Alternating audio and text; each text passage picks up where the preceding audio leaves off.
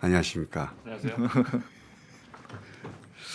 야, 저희가 홍장원 국정 1차장을 처음 폭로한 그 이후부터 줄기차게 6개월간 저희가 6개월간 섭외를 했거든요.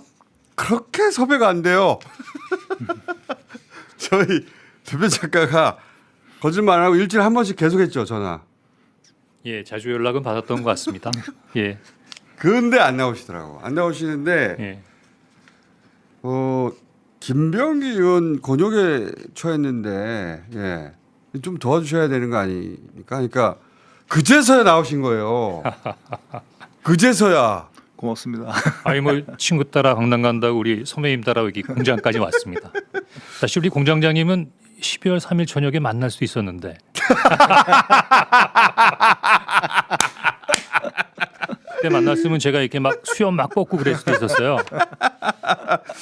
국정원에 계실 때는 저 같은 사람하고 대척점에 계셨거든요. 제가 알기로는. 그래가지고 저 같은 사람은 없는 세상이 바람직한 세상이다.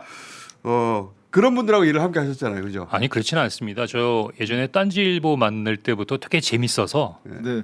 굉장히 관심 있게 봤고 재밌는 놈이네 하셨겠죠. 예. 그리고 사실은 지금 그 교통방송 TBS. 특히 아침 출근할 때 이렇게 약간 마약 같은 매력이 있어요. 그래서 이거 들으면 안 돼 하다가도 자꾸 듣게 되는. 그거는 이제 적이 어떻게 하나 들으려고. 어떻게 하셨죠?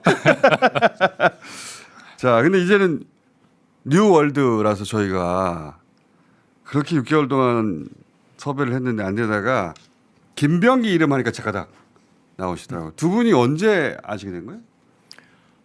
아무래도 원에 또 당시 안전계획부에 같이 근무했었으니까 몇 년 된 겁니까? 그럼 2년이. 그러니까 92년, 93년부터니까 30년 넘었죠.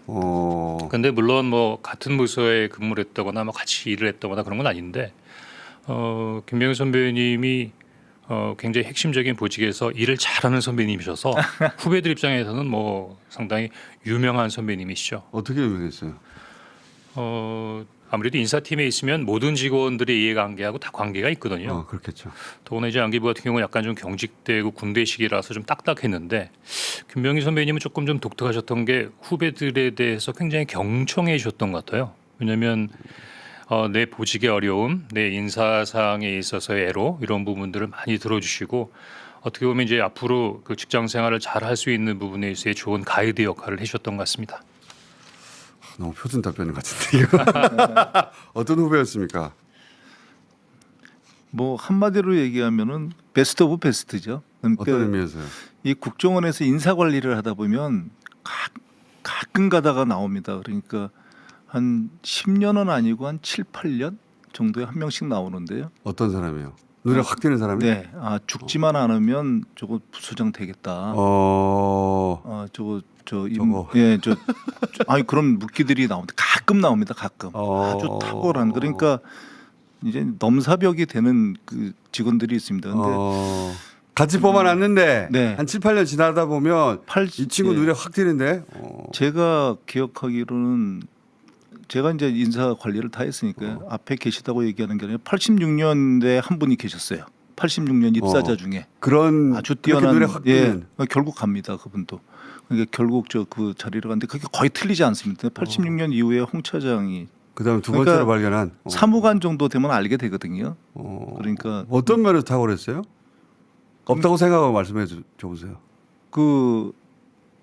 그러니까 그 자리에 갖춰야 될 사람은 일단 열정이 있어야 되거든요. 그건 당연히. 근데 홍 차장이 굉장히 특이해서 제가 입사 때부터 굉장히 인사팀에서는 좀 약간 죄송합니다. 약간 또라이 아니야? 이렇게. 왜요? 왜? 왜냐하면 가장 들어올 때부터 이 자력이 굉장히 좋은 자원이거든요. 707 중대장 출신입니다. 근데 육사의 대표화랑이에요. 육사 뭐 마포고등학교 학교를 얘기하면 안 되나? 하여튼 고등학교 때 연대장 출신입니다. 그러니까 이 자력을 다 가지고 있는데 왜 굳이 여기? 아니 그것도 그렇고요. 근데 이제 들어와서도 제일 힘든 그런 자원은 보통 이제 아주 좋은 시샘말로 성골의 자리가 따로 있거든요. 그때만 해도 이제 그 해외 공작국에 뭐 이런데 아주 성골의 자료들이 있습니다. 국내 부서 이런데. 근데 누구도 안 가려고 그러는 블랙을 지원을 했어요. 자원을 한 거예요? 네, 그래서 이제 모르고 한 줄 알고 얘기를 했어요. 가서 얘기를 했더니 아니라고. 어. 그러면서 그때 참 기억에 남는 말이 블랙은 힘든데 너 모르고 하는 거 아니니? 그럼요. 그렇게 기억에 남는 말이 자기가 꿈이 그 조국을 위해서 자기가 저 전투하다가 전사하는 게 꿈이었는데 이게 지금 평시 때는 그렇게 못 하잖아요. 그래가지고 할 수 있는 업무가 뭐냐 그랬더니 가장 위험한 블랙이 있다. 그래가지고 지원을 가장 해서 위험한 걸 거기를 하겠다. 가야 된다는 거예요. 그래서 이게 물건이네. 그래가지고 제정신이 아니고. 아니에요. 그래서 사실 보니까 그런 보직 관리가 돼야 되거든요. 그래서 해외에서 그런 자원을 사실은 하나 양성하려면 10년에서 15년 정도 투자를 해보거든요. 해외에서 보내서 공부도 시키고 그 관련 분야에서 보직 관리도 해주고. 근데 아주 잘 적응을 한 거죠. 왜냐하면 그 적응하는데 보통 보면 그렇게 우수한 요원들이 가끔 가다가 조기도 퇴되는 경우가 있는데 그게 시기심이에요. 어떤 시기심이? 주위에로부터의 시기심. 아. 왜냐하면 그 요원만 있는 건 아니거든요. 주변에서 예, 질투하고. 그렇죠. 왜냐하면 너만 잘 나가냐? 홍 차장님만은 못해도 그러니까 굳이 비교를 하자면 홍 차장이 제갈량이라고 한다면 주유 같은 직원들은 있었어요. 그런데 그 직원들이 도태가 되는 거죠. 그러니까 시기심에 의해서 그런 것들이 있는데 그 정도로 뛰어났다고 생각을 합니다. 근데 결국 뛰어나니까 차장 되잖아요. 지금. 왜 블랙을 하고 싶으셨어요?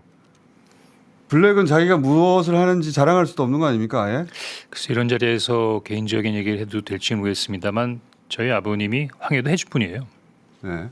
저희 어머님이 평안도 박촌분입니다. 그러니까 부모님이 이북분이시니까 자연스럽게 부모님의 고향에 대해서 관심이 많았고 제가 지금도 안타깝게 생각하는 부분은 추석 때 제가 어렸을 때 어머님이 우는 모습을 봤거든요.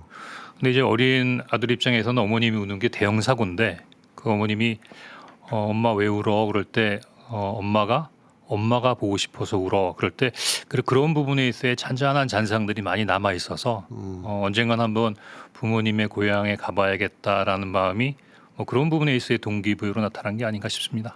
블랙으로 그래서 북한 땅도 바라보셨고 자세히 말씀하실 수는 없겠지만 굉장히 위험한 일을 선택한 거 아니에요? 전 재밌었던 것 같은데요. 재밌기는 제가 뭐 말씀 못할 테니까 제가 에피소드를 하나 얘기하면 사실 누구도 안 가려고 그런 자리가 있습니다. 그런 지역이 있습니다. 굉장히 위험해서? 죄송합니다. 굉장히 위험해서 그 사망 그러니까 그 임무 수행 중 순직이 많이 일어나는 데가 있어요. 근데 그러다 보니까 그럼 사실 인사 입장에서도 말을 못 합니다. 거기 가면 죽을 확률이 높으니까. 그럼요. 근데 자원했어요. 또. 예. 근데 가정 불화가 심하신가? 아닙니다. 그게 그 얘기입니다. 자원을 했는데 이게 블랙은 혼자 못 가요. 그런 자리는 들키니까 부부 동반이 돼야 되잖아요. 부부 동반돼서 가서 되게 걱정했더니 나중에 보니까 일을 갖다가 하는 게 지나쳐가지고 그 재수 씨를 부인을 그 정보원으로 쓰고 있더라고요. 자기가 못 가는데 부인을 보냈더라고. 가끔 망을 보게 하거나 그런 건 좀 했었어요. 그래서 여기서 그것까지는 얘기할 수 있을 것 같아요. 블랙 사상 최초로 현지에서 간부가 된 직원입니다. 그러니까 완전히 와해된 망을 갖다가 거기서 재건했어요. 어느 지역이라고는 얘기하지 않겠습니다. 그게 거의 불가능하거든요. 사실 이 와해된 망을 갖다 그 세포망을 갖다가 한다는 게 말이 참 쉬운 건데 그게 뭐 간천망이잖아요. 그런 셈이죠. 일반의 용어로는. 듣기 싫겠지만 일반의 용어로는. 그런 소색탈을 갖다가 구축하는 게 쉬운 게 아니거든요. 그런 점에서는 전설적인. 네. 예. 국정원 역사상 최초의 아마 이야. 차장일 걸요. 그 전에 없었으니까 그런 맞죠? 것 같습니다. 예. 블랙 사성 최초의 차장입니다. 아 이거 재밌는데 이게 원래 이 얘기하려고 모신 게 아닌데 예? 민간인들한테 다 공개할 수는 없겠지만 하여튼 대단한 요원이었다. 네. 그러면 제가 그 우리 홍 선생님 모신 이유이기도 한데 이걸 여쭤보려고요. 이게 이제 어쨌든 국정원에서 출발해야지 이 파일이 나올 수 있는 거 아닙니까? 녹취 파일은. 그 이후 어떻게 유통됐든 간에. 그러면 그 다음 질문은 국정원의 누군가가 왜 그렇게까지 했느냐 이거예요. 그 대목을 제가 여쭤보려고 하는 건데 지금 누군가는 김병기 의원을 그만큼 싫어하는 거잖아요. 해코지하고 싶은 거잖아요. 혹은 어떤 자리에 떨어뜨리려고 하는 거 아니에요. 왜 그런 겁니까? 어떻게 알고 계세요? 일단 아마 그 정치적으로 삼선의 중진 의원이시니까 또 여야당의 어떤 입장이 있고 또 당내에 있어서 이해관계도 있으니까 굉장히 중요한 임무를 부상하고 있다는 걸 의미하는 것 같고요. 네. 두 번째는 뭐 국정원이 그랬다는 것보다는 뭐 국정원에 소속될 수 있는 몇몇의 뭐 욕심이 많거나 잘못된 생각을 했던 뭐 그분들이 한 게 아닌 것 같은데 일단 뭐 그런 부분으로 추정되는 부분이니까 앞으로 좀 시간이 지나면 정확한 부분에 있어서의 전모가 확인될 수 있지 않을까 하는 생각이 듭니다. 그 전모는 국정원 출신 누군가들이 했을 것 같긴 한데 제 말은 그분들이 왜 김병기 의원을 그렇게까지 해코지하려고 하는가? 김병기 의원님께서 MB 정부 때 갑자기 퇴직하게 되신 연유도 그렇고 또 제가 연말에 갑자기 회사에서 경질되는 부분도 그렇지만 이 국정원이라는 곳이 여하간의 국가적인 부분에 있어서 굉장히 예민한 부분에 있어서의 스팟은 맞는 것 같아요. 예. 그러다 보니까 정치적인 입장 아니면 정치적인 역량력 아니면 자기의 어떤 이해관계에 따라서 호불호가 굉장히 극단적으로 갈리는 뭐 그런 경향이 있는 것 같고 또 수차에 걸쳐서 정권이 바뀔 때마다 뭐 적폐 수사도 받았었고 많은 부분에 인사의 교체가 있다 보니까 그런 부분을 좀 예민한 부분이라서 그럴 수 있다고 생각합니다. 뭐 잘 아시겠지만 이제 그 새로운 정부가 출범했고 또 여당이 앞으로 이제 어떤 국정 운영에 있어 굉장히 큰 주축인데 이제 거기에 여당의 원내대표라고 하는 자리는 앞으로 굉장히 중요한 자리인 것만큼 그만큼 관심의 도가 높아진 거겠죠. 그 새 정부에 더군다나 이제 그 과반이 넘는 의석을 가진 그런 정권이 탄생했기 때문에 첫 번째 원내대표 굉장히 중요하죠. 그 많은 개혁의 그 실질적인 실행자가 될 텐데 그러니까 그 자리에 김병기 의원님이 가는 게 싫은 거잖아요. 누군가는. 네. 그죠? 왜 싫어야 할까? 제가 궁금한 건 그 점인데 왜 싫어하죠? 전 두려울 수 있다고 생각을 해요. 두려울 것이다. 그러니까 어떤 사람이든 남이 죽는 것보다 자기 손에 가시가 들어오는 걸 갖다가 더 싫어하거든요. 그리고 또 하나는 본인들이 그러니까 약간 허황된 생각을 하는 것 같아요. 혹시 김병기가 그거를 밝히지 않을까? 개혁을 하지 않을까가 아니고요. 자신들의 치부를 예, 그런 걸 밝히지 않을까? 와가지고 그런 걸 갖다가 보복하지 않을까? 국정원을 잘 아니까 네, 그런 그렇게 힘 있는 자리에 가서는 네, 허황된 생각을 갖다가 하는 거죠. 본인들이 그렇게 했으니까. 근데 관심 없거든요, 자기네들한테. 근데 다만 그러니까 아들을 자꾸 건드니까 제가 이 방송 들어서 얘기하면 그냥 날 건드려 날. 그냥 아들 건들지 말고. 이미 건드려가지고 선을 넘어버린 것 같은데. 네. 아니 근데 좋아하더라고요. 옛날 홍 차장님이 우리 애를 데리고 이제 뭐 언론에 났으니까 우크라이나를 데리고 갔는데요. 이게 신원이 노출됐잖아요. 이게 블랙으로 못 가요. 이거 안 사람 좋아하더라고요. 그 블랙으로 못 가는 거 아니냐. 아들이 이제는 블랙은 좋아. 절대 안 되니까. 그래서 제가 그거 다 신분 위장해서 가기 때문에 그런 상관없어 그렇게 얘기했었습니다. 뭐 아드님 이슈가 되니까 아무래도 또 뭐 본인께서 직접 말씀하시기도 그렇고 또 주변에서도 잘 아는 사람이 없잖아요. 네. 근데 이제 이런 이슈에 대해서 이렇게 주변에서 물어볼 때 제가 이렇게 이게 사정의 전후가 이렇습니다라고 설명을 하면서 갑자기 이런 생각이 들었어요. 아니 이걸 왜 설명해야 되지? 지금 이게 도대체 언제적 얘기입니까? 그리고 제 언론 보도를 보고 조금 당황하시는 분들도 있지만 자신에게 처음 나온 이슈가 아니거든요. 맞아요. 여러 번. 그 제가 어떻게 정리를 했냐면 야 이게 작년에 왔던 각소리가 또 왔구나 냄새 맡고. 그래서 제가 보기에는 뭐 이게 더 이상 누누이 뭐 설명하기보다는 제3자의 입장에서는 이미 오래전에 정리된 부분인데 마침 제 원내대표 선거를 앞두고 나름대로 좀 예민한 시기에 뭔가 의도를 가지고 불거진 게 아닌가 하는 생각이 드는데요. 그런 부분보다는 제가 그 아드님을 부하직원으로 데리고 있어서 상관이지 않습니까? 그러셨죠. 그 경험. 근데 물론 본청에 있을 때는 한 번도 본 적이 없어요. 뭐 선배 아들이라고 해서 따로 불러서 뭐 얘기를 해보거나 그런 적은 없었는데 방금 말씀하신 대로 제가 해외 출장을 갈 때 해외 출장이 현안도 중요한 부분이지만 현지 경제 사정을 한번 리서치해보자. 경제팀을 출장단에 넣어라. 이렇게 질의했더니 마침 그 경제안보팀의 팀원으로 포함이 됐더라고요. 그래서 그때 처음 봤습니다. 근데 선배님 그 아들 잘 키우셨어요. 제가 보니까 키도 헐진하고 잘생겼더라고요. 그리고 멀리서 보면 방송 끝나고 하시고요. 네, 아버님 얼굴이 그대로 나오는데 장교 출신이라 의젓하기도 하고 뭐 여러 가지 부분에 있어서 논란이 있습니다만 직접 부하로 데리고 경험해본 저로서는 앞으로 아버님이 이루지 못한 국정원에서 꿈 충분히 이룰 수 있는 앞으로 고위 간부가 될 수 있는 굉장히 일머리가 있는 엑설런트한 요원입니다. 고맙습니다. 제가 그런 덕담은 나중에 나가서 하시고요. 제가 궁금한 것은 이런 시도를 한 국정원 일부 혹은 전직 일부 사람들이 앞으로도 이런 시도를 계속할 수도 있는 거 아닙니까? 근데 저한테 한 거로 이게 그냥 단순하게 생각할 게 아니고 그러니까요. 지금 현 지도부에 대해서 그러니까 시그널을 보낸 걸 수 있어요. 이재명 대통령 체제에 대해서 우리 상당히 자료 많아. 그러니까 너희들도 그러면 수틀리면 너희들 것도 깔 거야.